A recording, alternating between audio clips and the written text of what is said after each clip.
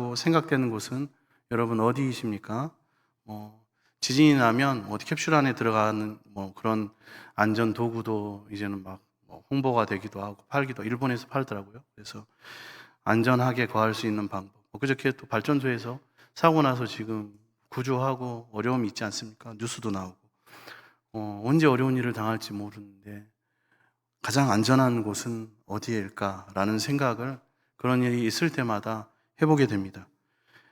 길에는 우리가 이제 횡단보도를 건널 때, 대로를 건널 때 보면은 노약자들이 안전하게 건널 수 있도록 이 안전지대가 중간에 있습니다. 큰 도로일수록 더 그렇죠. 자동차들이 빨리 다니기 때문에 사람들이 그 길을 건널 때 주의하지 않으면 안 됩니다. 그래서 어린아이들은 손을 들고 건너가고 좌우를 살피고 걸어가고 이렇게 합니다. 근데 이런 노약자분들이 건널 때 보면 생각보다 파란 신호등이 막 너무 빨리 막 숫자가 가는 것 같아요. 더 빨리 깜빡깜빡 거리는 것 같고. 그래서 참 편안하게 건너시지 못하는 것 같다 걱정이 되기도 하고, 예배 전에 위에 계단에서 안내를 쓰다 보면은 어르신 걸어가는데 막 금방 빨간불로 바뀌니까 중간에 서 있는 모습을 보기도 하고 그냥 건너시는 것을 보기도 하고 그렇습니다. 장애우들 같은 경우는 더 말할 것도 없겠죠. 그래서 넓은 길에는 길 한가운데 안전지대를 노랗게 이렇게 해가지고 이렇게 있을 수 있는 곳을 만들어 놓아서 거기에 있으면 일단 자동차들이 그곳에는 들어오지 못하게 되는 것이니까 다음 신호등이 바뀔 때까지 안전하게 기다릴 수 있게 합니다. 이 세상에는 너무나 불확실한 요소들이 많이 있고 또 생각지도 못한 사고나 질병이나 재앙들이 있기 때문에 진짜 안전한 곳이 없습니다. 또 내가 안전하다고 생각했던 곳에 실상 들어가 보면 또 다른 불안함과 또 두려움이 그 가운데 있습니다. 우리 청년들 그토록 가고 싶었던 직장 안에 들어가 보니까 경쟁 구도 속에 또 거기서 살아남기 위해서는 또 불안함과 초조함과 두려움이 있습니다. 그토록 가고 싶었던 학교에 진학했는데도 그 안에 들어가 보면 그 클래스에서 어려움을 겪기도 합니다. 오늘 본문의 시는 다윗이 그일라 사람들과 10사람들의 그 배신을 당한 후에 지은 시로 해석이 됩니다. 10사람들은 다윗과 같은 유대 종족 사람들입니다. 그런데 사울 왕의 보복이 두려워서 사울에게 다윗이 여기 있다, 이곳에 숨어 있다고 밀고를 해버렸습니다. 사실 다윗은 그곳에 그일라 사람들을 도우러 갔고 10사람들하고도 잘 지내기를 원했습니다. 그런데 그들이 겉으로는 다윗에게 되게 친한 척하고 우호적인 척하면서 실제로는 뒤로는 다윗을 배신하여서 밀고 한 것입니다. 이 일 때문에 다윗은 정말로 막다른 골목까지 몰리게 되었습니다. 인간적으로 생각하면 다윗은 정말 그렇게 억울하고 분할 수가 없었습니다. 그런데 사울에게 붙들려서 꼼짝 못하고 죽을 수밖에 없는 그런 상황에서 너무나 놀랍게도 하나님이 사울의 눈을 어둡게 하셨습니다. 오히려 다윗으로 하여금 사울을 2번씩이나 살려주게 하셨습니다. 그때 다윗의 눈에는 보이지 않는 안전지대가 있었습니다. 그것이 바로 하나님이 다윗에게는 안전한 지대셨습니다. 본문 1절 말씀입니다. 여호와여 도우소서, 경건한 자가 끊어지며 충실한 자들이 인생 중에 없어지나이다. 다윗이 보니까 하나님 나라에서 경건하고 충실한 자가 이스라엘 안에서 하나씩 사라져가고 있었습니다. 여기서 경건한 자와 충실한 자가 없어진다는 것은 무슨 뜻입니까? 사람들이 의롭게 살기 위해서 힘들게 살려고 하지 않고 모두 다 죄와 타협해서 편하게 쉽게만 살려고 그렇게 하기 위해서 의리를 저버린다는 것입니다. 이것은 죄악이 사람들의 삶에 그리고 그 사회 안에 가득 차게 되는 것이고 악의 세력이 모든 것을 그 사회 안의 모든 부분을 정복해 나가고 있다는 뜻입니다. 다윗이 과거 이스라엘 사람들을 돌아보고 생각해 볼 때는 적어도 누군가가 의로 인하여서 고통을 받는다고 하면 자발적으로 나서서 함께 고난을 받으려고 하고 그 사람을 지켜주려고 하는 사람들이 많았었습니다. 그런데 사울이 왕이 된 이후에는 그런 사람들이 없어지게 되었습니다. 모든 사람들이 눈치를 서로 보고 있고 의로 인하여 고난을 받으려고 더 이상 힘들게 살려고 하지 않고 아첨을 하고 아부를 떨어서라도 자기의 것은 손해보지 않으려는 그러한 경향이 이스라엘 안에 나타나게 된 것입니다. 그때 다윗은 하나님을 향하여 선포하면서 간구합니다. 여호와 하나님이여 우리를 도와주시옵소서라고 간구하며 기도합니다. 왜냐하면 이스라엘 사회 안에서 다윗이 의인으로서 의로운 고통을 받는데도 다윗을 도우려고 하는 사람이 아무도 없었기 때문입니다. 다윗은 이스라엘 안에서 어느 누구에게도 도움을 받을 수가 없었습니다. 그리고 다른 한편으로 생각해 보니 도대체 어쩌다가 이스라엘이 이 나라가 이 지경까지 이르게 되었는가 하는 탄식이 생겼습니다. 원래 이스라엘은 이렇지가 않았습니다. 사울이 왕이 된 후 이스라엘의 가장 크게 돋보여지는 부정적인 변화는 바로 이 거짓된 자의 영향을 받아서 의로 인해 고난받으려는 자들이 없어지게 된 것입니다. 성도들에게, 하나님의 백성들에게 있어서 자비와 인애가 크신 하나님, 이렇게 우리 고백하지 않습니까? 인애라는 것은 생명과도 같은 것입니다. 여기서 인애라고 하는 것은 한번 약속한 것은 생명을 걸고서라도 지키는 것입니다. 하나님 백성들은 다른 사람에 대한 신뢰를 절대로 배신하지 않는 것입니다. 여호수아 2장에 보면 여리고의 기생 라합이라는 사람이 있었습니다. 이스라엘의 두 정탐꾼을 살려주었습니다. 그리고 그들에게 말했습니다. 내가 너희를 선대하였으니 너희도 내 아버지의 집을 선대하도록 내게 맹세하라 라고 부탁했습니다. 여기서 선대한다는 말이 바로 인의 말입니다. 내가 내 목숨을 걸고 당신들의 목숨을 지켰으니 당신들도 나에게 진실하게 대해달라는 것입니다. 그때 두 정탐꾼은 이렇게 말합니다. 우리의 생명으로 당신과 당신 가족들의 생명을 대신하겠습니다 라고 약속했습니다.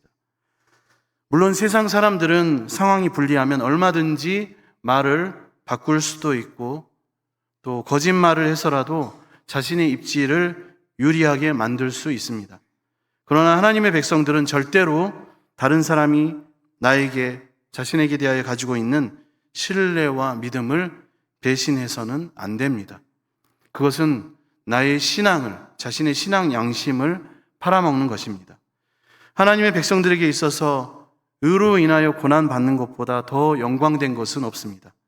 그런데 그런 고난이 싫어서 성도들의 신뢰를, 사람들의 신뢰를 저버린다면 그것은 교회가 죽고 있는 것과 같습니다. 만약 이 세상에서 성도들을 믿을 수 없다면, 저와 여러분을, 그리스도인들을 믿을 수 없다면 그 사회는 더 이상 소망이 없습니다. 더 이상 믿을 사람이 없는 것입니다. 본문 2절 말씀입니다. 그들이 이웃에게 각기 거짓을 말하며 아첨하는 입술과 두 마음으로 말하는도다. 하나님의 백성들은 언제나 모든 것을 하나님 앞에서 합니다. 내가 말하는 것과 행동하는 것을 하나님이 다 보고 계시기 때문에 사람과의 관계보다 더 중요한 것이 하나님 앞에서 정직한 것입니다. 우리가 사람 앞에서 거짓말을 할 수 있겠지만 다 보고 계시는 하나님 앞에서는 그럴 수가 없습니다. 이 예배를 드리는 우리의 마음과 자세도, 태도도 사람들은 속일 수 있고 사람들은 안 볼 수 있지만 하나님은 우리가 어떻게 예배 드리는지 다 보고 계십니다. 졸 수도 있고 깜빡할 수도 있지만 완전히 자고 있는 것은 아닌지 하나님은 다 알고 계시는 것이죠. 그래서 하나님의 백성들은 사람들보다는 하나님을 더 두려워해야 합니다. 그렇기 때문에 성도들은 사람에게 아첨할 수 없습니다. 왜냐하면 아첨이라는 것은 사실이 아닌 말을 가지고 아부를 하는 것인데 하나님이 보고 계신 그 앞에서 사실도 아닌 것을 가지고 어떻게 말할 수 있겠습니까? 그러나 하나님을 두려워하지 않으면 사람에게 거짓말도 하고 악한 자들에게 아첨도 하게 되는 것입니다. 다윗은 사울에게 쫓기고 있으면서도 이 그일라 사람들이 블레셋 사람들의 침공받는다는 소식을 듣게 되었습니다.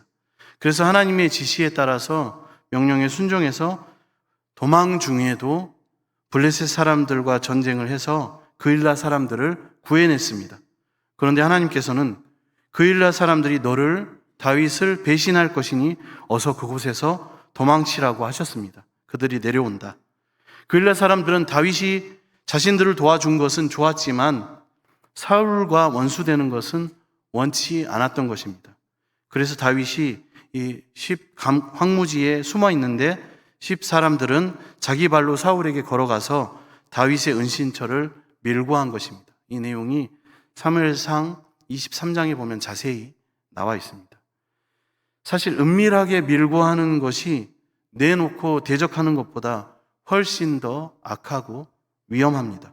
왜냐하면 눈에 보이는 대적자들에 대해서는 우리가 대비할 수 있고 방비할 수 있지만 겉으로 안심하게 해놓고 뒤로 적과 내통하면 아무 준비 없이 있다가 꼼짝 못하고 당하게 되는 것입니다. 겉으로 드러난 적은 믿음이 약한 사람들도 우리가 조금 약해도 싸워볼 수 있는 의지를 주지만 잘 믿는다고 하면서도 전혀 희생하지 않는 사람들은 많은 어린 성도들 그리고 믿음이 연약한 성도들로 하여금 아예 영적인 전투를 포기하게 만들기 때문에 그렇습니다. 어떤 사람이 자신은 교회를 다니고 있고 교회 안에서 무거운 직분을 맡은 사람이라고 말하고 다니면서 술 마시고 사기치고 거짓말을 수시로 한다면 그들은 많은 신앙의 후배들을 낙심하게 만들고 믿음이 연약한 자들의 신앙을 포기하게 만들 것입니다. 교회를 대놓고 욕하는 사람들보다 더 위험한 자들입니다. 이러한 자들이 바로 뒤에서 밀고 하는 자들입니다. 그래서 하나님의 백성들은 철저하게 2가지를 명심하고 배워야 합니다. 첫 번째는 그리스도인들은 절대로 정직해야 한다는 것입니다. 한 입에서 2가지 말이 나오면 안 됩니다. 한 번 말하는 것은 어떻게 해서든지 지켜야 합니다. 앞에서 하는 말과 뒤에서 하는 말이 다를 때 그 사람은 신뢰를 잃게 될 것입니다. 그리스도인들이 신뢰를 잃는다면 생명을 잃는 것과 같습니다. 2번째는 의와 함께 고난받는 것을 아주 명예스럽고 영광스럽게 생각해야 합니다. 그일라 사람들이 굳이 다윗을 고발할 필요가 있었을까요? 그들이 다윗을 고발하지 않고 가만히 있는다고 해서 누가 뭐라고 했겠습니까? 그것이 안 되면 다윗과 함께 도망치면 되는 것입니다. 그러나 그일라 사람들은 정치적인 보복을 당하지 않으려고 누가 시키지도 않았는데 자기 발로 사울을 찾아가서 다윗을 밀고 했습니다. 그러면 하나님은 어떻게 하십니까?